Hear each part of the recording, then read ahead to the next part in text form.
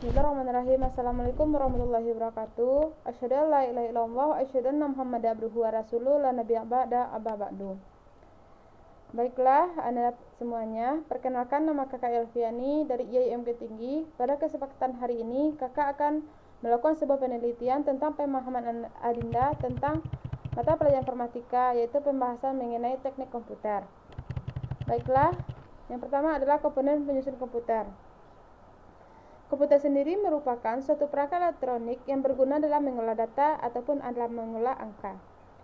Suatu komputer itu digunakan dalam mengolah data harus membentuk suatu sistem yang disebut dengan sistem komputer.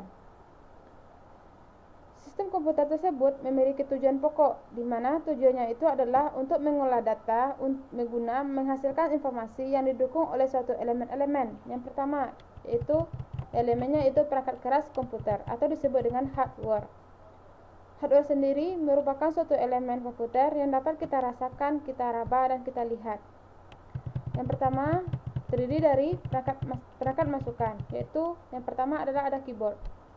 Keyboard itu merupakan papan kunci yang terdiri dari deretan huruf dan angka, seperti terlihat pada gambar di samping. Selanjutnya adalah mouse. Mouse itu merupakan fungsi yang menerima input berupa gerakan, tekanan, ataupun scroll. Mouse itu memiliki beberapa fungsi, seperti memilih objek, mengeksekusi suatu program, melakukan drag dan drop, dan melakukan operasi scroll. Selanjutnya kita masuk kepada scanner. Scanner ini merupakan suatu alat yang bisa mengopi gambar ataupun teks yang mengubah formatnya kepada bentuk file, seperti foto mengubah menjadi PDF.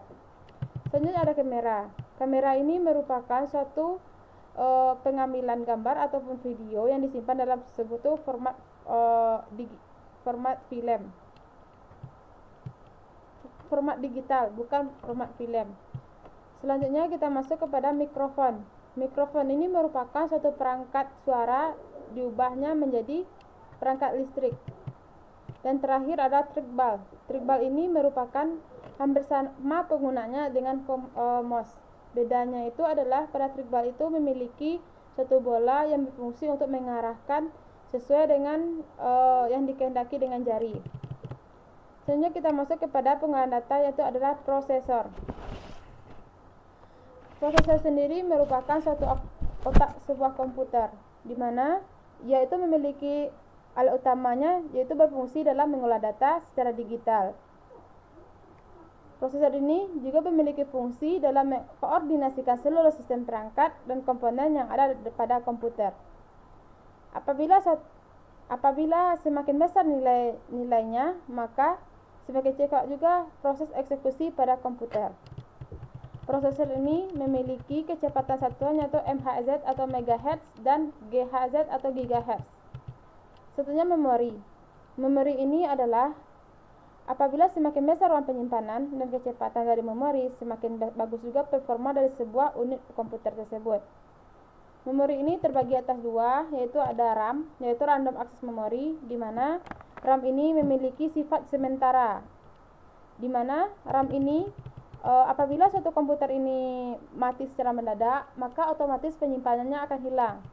Sedangkan pada ROM atau Read Only Memory, di dalam satu katanya aja mengatakan read only memory, yaitu hanya membaca satu memori.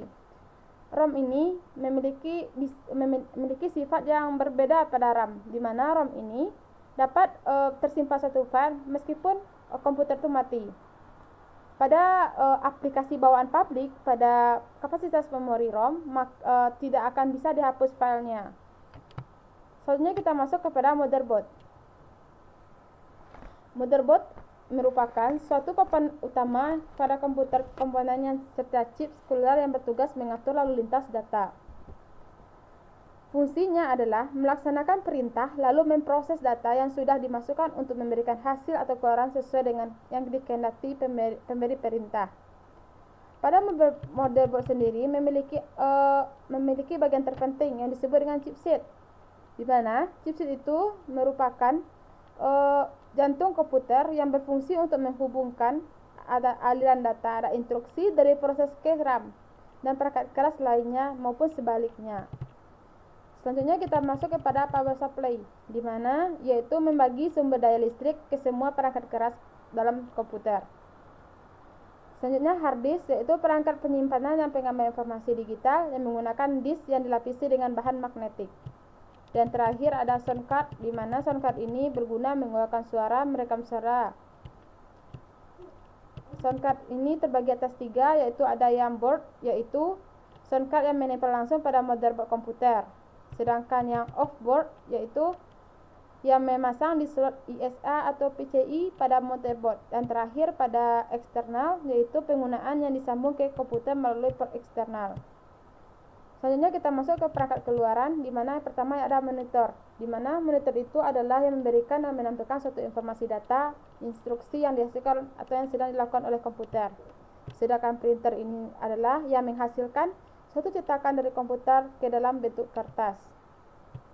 Yang ketiga ada infocus atau proyektor, di mana yang biasanya digunakan dalam presentasi yang dihubungkan kepada komputer yang ditampilkan kepada dinding ataupun layar.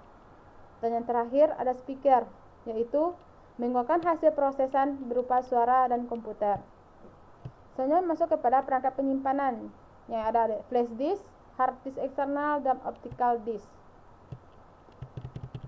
Baiklah, elemen yang kedua yaitu masuk kepada perangkat lunak komputer atau software, di mana software ini merupakan elemen yang tidak dapat kita pegang namun dapat kita lihat.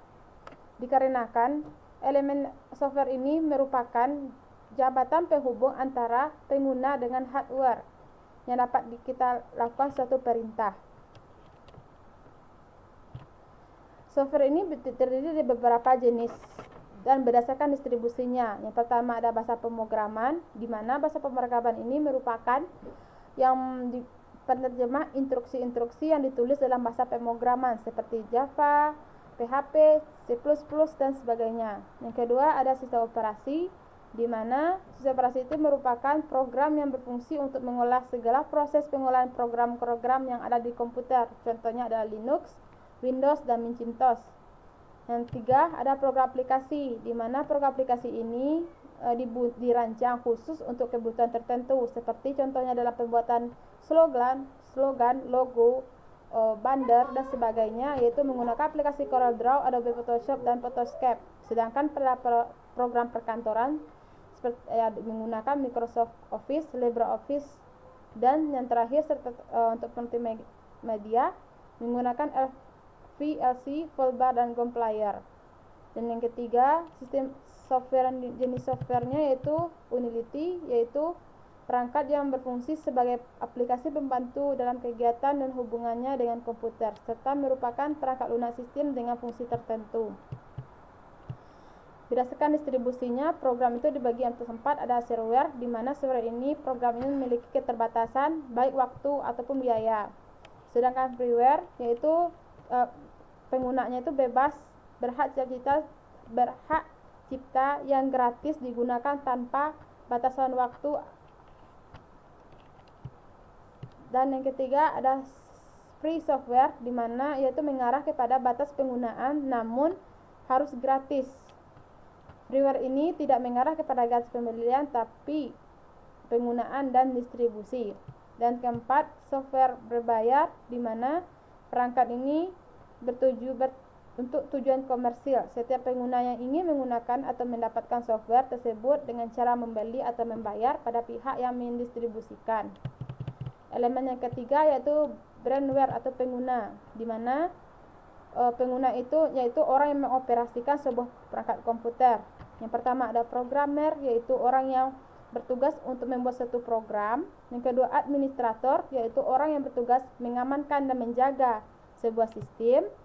Yang ketiga ada operator, yaitu orang yang menjalankan sistem operasi dan program perangkat komputer. Dan terakhir ada sistem analisis, yaitu orang yang bertugas melakukan pengamatan lapangan dan rancangan terhadap sistem yang akan dibangun oleh programmer.